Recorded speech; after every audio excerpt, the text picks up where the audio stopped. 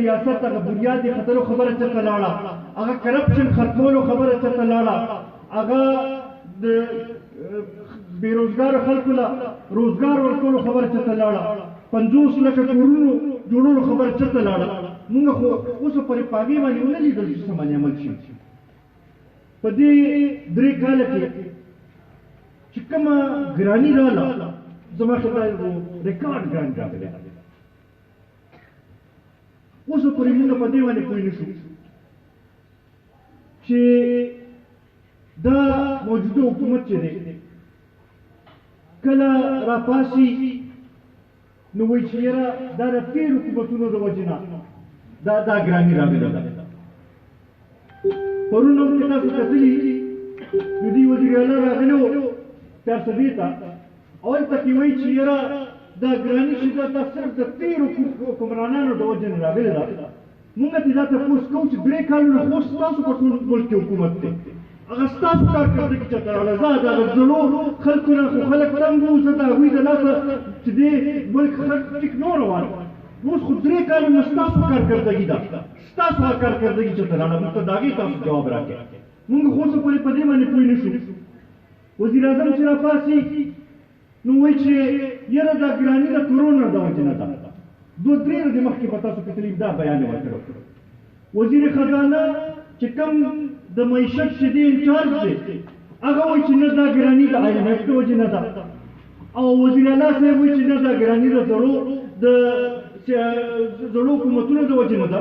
ناول خو 3 ونه تاسو خپلو منځ کې کښېنئ، دا سره وکړئ چې د خلکو ته به یو جواب یو صحیح جواب ورکوو، هله به بیا تاسو باندې وظیفې کېږي.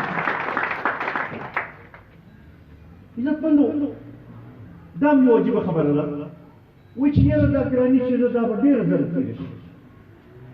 وزیر اعظم صاحب دا وایي دې 3 کالو کې خو موږ ونه لیدل چې ستاسو اقدامات اوچت کړي. په دې 3 کالو کې ټولو کې زیاته قرضه وادي شوې شوه. د پاکستان په تاریخ کې ټولو کې زیاته قرضه دې حکومت کې شوې. د پاکستان په تاریخ کې $172 ته رسېدل چې دې ځان چاته جوړ شوي. د بجلۍ بلونه کوم ځای ته ورسېدل؟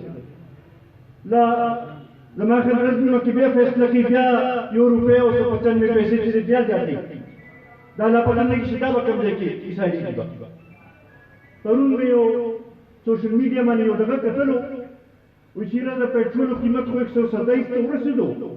وایي چې د عمران خان چې په کله کرکټ به یې کوو نو په ټیسټ میچ کې 137 چې دی دا سکور ټولو کې زیات سکور کړی و، نو 10 روپۍ نور پاتې دي چې دې خپل هغه سکور ته داسې ورسېږي. موږ خو په دې دغه باندې پوه نه شو چې کوم ځای ته به دا دغه کېږي او کله به د دې قوم دا ګناه چې دا معاف کېږي. د ویل چې خرچې کموم، خرچې ډبل شوې. موږ خو څه ونه لیدل چې د عوامو لپاره څه شوي. تېرو حکومتونو باندې دا الزام لګو چې کرپټ دي او دغه دي او ځکه قرضې اخلي. که هغوی قرضې اخیستلې کم از کم څه خو به ښکاره کېدل قوم ته چې یاره څه ترقي روانه ده، څه پراجکټ روان دی، څه کار کېږي لګیا دی. موږ خو په دې 3 کاله کې هېڅ څه مو نه لیدل. پرون لا پکې وزیر اعلی صاحب راغی او وایي چې یاره په چارسدې کې د 25 ارب روپو کار روان دی. وزیر اعلی صاحب دا 25 ارب روپو کار چې دی دې کې زیات کار د قومي وطن پارټۍ کار دی او هغه روان دی. دا د وسلو دغه بنیاد نشته. قومی وطن پارٹی قومی وطن پارٹی جناب سکندر حیات خان شیرپاو کارکنان قومی وطن پارٹی. تاسو خو دا دومره دغه نشئ کولی چې هغه زاړه سکیمونه چې دي هغه کم از کم سرپوره شوی، هغې له فنډ ورکړئ چې هغه سرپوره شي، بیا هم د خلکو په مشکلاتو کې کمی راشي. روډونو باندې 80% 90% کار شوی دی، 10% کار پاتې دی او همداسې بند دي ځکه چې کار چې دی هغه د قومي وطن پارټۍ په وخت کې شروع شو. پوره نه داسې کار دی. د ټاټونو پول ستاسو مخامخ یو مثال دی. عزتمندو په 3 کاله کې چې دې کارکردګي ونه کړه، آیا موږ چې ورته تمه کولی شو په دې 2 کاله کې به څه کارکردګي وکړي؟ همدغه وجه ده چې خلک مایوسه دي. همدغه وجه ده چې د خلکو په دې حکومت باندې نور اعتماد نه دی پاتې. همدغه وجه ده چې موږ دا وایو چې دا اوس وخت راغلی دی چې اوس د نوې انتخابات ضرورت دی. پکار دی چې د انتخابات وشي چې د عوامو د منشا مطابق د عوامو د مرضي مطابق حکومت راشي، هغه به دا مسایل حل کولی شي ځکه چې هغوی به د عوامو مشکلاتو ته ګوري. دا د سلیکټډ حکمرانانو د هایبرډ حکومت چې دی د هغې د وس کار نه دی چې هغوی د خلکو مسایل حل کړي. ډېرې تجربې وشوې، بس دی اوس په دې قوم باندې رحم کول پکار دي. نور د تجربو نه دا قوم متحمل دي او نه خاص کر پښتانه متحمل دي. پکار دی چې دې طرف ته توجه وکړی شي. زمونږ د فاټاکن ونشو د هغوی دا تمه وه چې یاره مرجر چې وشي نو هلته کې به کار کېږي، هغه ځای کې به خلکو ته ترقي به کېږي، د هغه ځای خلکو مسایل به حل کېږي. هغوی نن دا 3 کاله وشو مرجر شوی دی او هېڅ قسمه ورته دغه نه کېږي.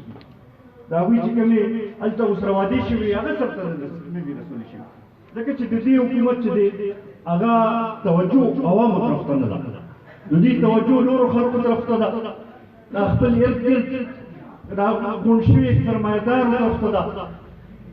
مونږ خو دې باندې پوه شو چې دوی وایي چې یاره دا هر څه مشکلات چې دوی دا د مافیاز د وجې نه دي. نو وایي چې تا خو کوم تحقیقات وکړل، هغه مافیاز خو ستا ارد ګرد ووتل، ستا په ښي لاس کې هغه مافیا ووتل او ستا په ګس لاس طرف هم هغه مافیا ووتل. نو هغې خلاف ته اکشن واخله، د عوامو نه خو د هغې زور به وباسه. دغه دې وروڼو چې د دې وخت ته اوس ضرورت دی. او د دې لپاره زما خپل ملګرو ته دا درخواست دی چې بهی جنرال الیکشن ډېر لرې نه دی، انشاءالله زر را روان دی. اوس یې نه پکار چې موږ تیاری ونیسو. په هر یو یونټ کونسل کې پکار چې پروګرامونه وکړو، په هر ویلیج کونسل کې پروګرامونه وکړو، شمولیتونو سلسله شروع کړو. ملګرو ته مې دا خواست دی که موږ وګورو نو دې ضلع کې چې موږ نظر واچوو بیا خاص کر تنګي تحصیل کې زموږ سره هغه ملګري دي چې د هغوی په شانتې بل چا سره داسې کارکنان نشته.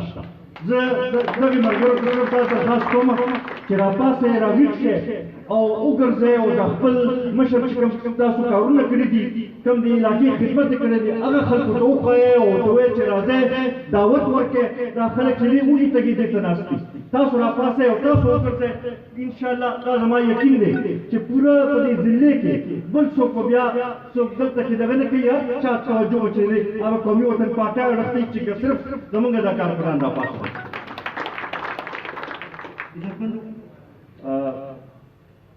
پرون دلته کې دا کوم طوفان چې راغلی، کوم باران چې شوي ورسره ګلایم شوې ده، په لارې کې ورته تاسو کتلي چې راتلی نو ځای په ځای بسونه غورځېدلي دي. موږ دا مطالبه کوو چې د زمیندارو چې کوم نقصان شوی دی د هغې لپاره چې دی پکار دی چې حکومت دی څه پیکیج ورکړي، د ټیکسونه دې ورته معاف کړي، نور داسې کوم دغه دي چې کم از کم د زمیندارو څه لږ ډېر چې دی دغه وشي. 6 میاشتې 8 میاشتې د یو فصل چې دی هغوی خصمانه کړې ده او اوس آخري وخت کې هغه فصل چې دی هغه د طوفاني باران د وجې نه راوغورځېدلو د هغې خو هغه ټول هر څه هغه محنت هر څه هغه ضایع شوي دی. دې طرف ته توجه ورکول پکار دي. انشاءالله کله چې د قومي وطن پارټۍ حکومت راغی موږ به زمیندار طرف ته توجه ورکوو او د زمیندار مسایل چې دا به موږ حل کوو، به دا بل حل کوو. زه یو ځل بیا د وسایل صاحب، د سردار حسین خان، فقیر سید خان، امیر سید خان او د هغوی ټوله کورنۍ ډېر زیات مشکور یم چې موږ دا موقع راکړه چې دلته کې راشو او تاسو سره دا یو څو خبرې وکړو. د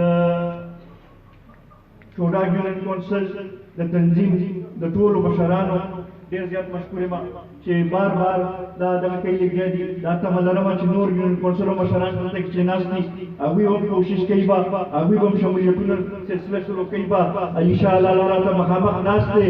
پکار چې مسلې کې چې دی شمولیت وشي، هلته کې پکار دی چې پروګرام وشي. دغه شانتې دلته کې د